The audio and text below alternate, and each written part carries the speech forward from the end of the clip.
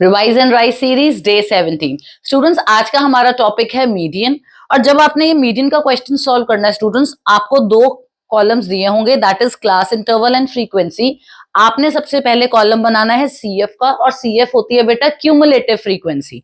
Cumulative frequency लिखने का तरीका क्या है? सबसे पहले जो पहली फ्रीक्वेंसी है वो आपने एज इट इज लिख देनी है। देन पहली फ्रीक्वेंसी लिखने के बाद नेक्स्ट वाली को डायगनली प्लस करना है। 15 + 12 गिव्स यू 27। फिर अगली लिखने के लिए ये वाली में डायगनली प्लस कर देना, 27 + 18 gives you 45। Then 45 + 30 that gives you 75 and 75 + 25 gives you 100। Students, जो आपका क्यूमुलेटिव फ्रीक्वेंसी का लास्ट कॉलम है और जो टोटल फ्रीक्वेंसी है, ये दोनों हमेशा मैच होने चाहिए, otherwise there is some calculation error.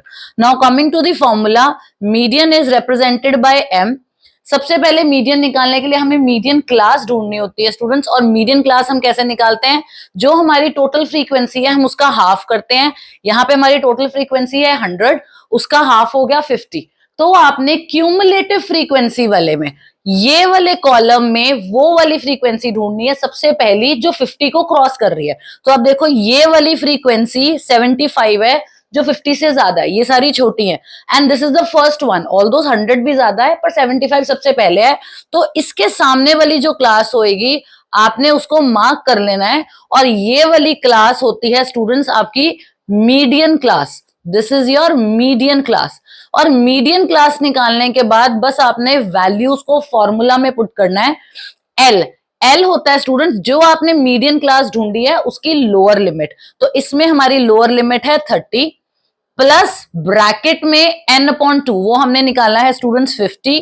CF होएगा जो आपकी मीडियन क्लास है उससे पीछे वाली क्लास की cumulative frequency, and then F होता है उसी क्लास की आपकी frequency, simple frequency, multiply H that is class size. और जब आप उसको स्टूडेंट सॉल्व करोगे 5/3 30 में ऐड करोगे, so 30 + 1.6 that gives you 31.6 as the median. तो this is your homework question students. आपने इसका मीडियन कैलकुलेट करके कमेंट सेक्शन में आंसर बताना है।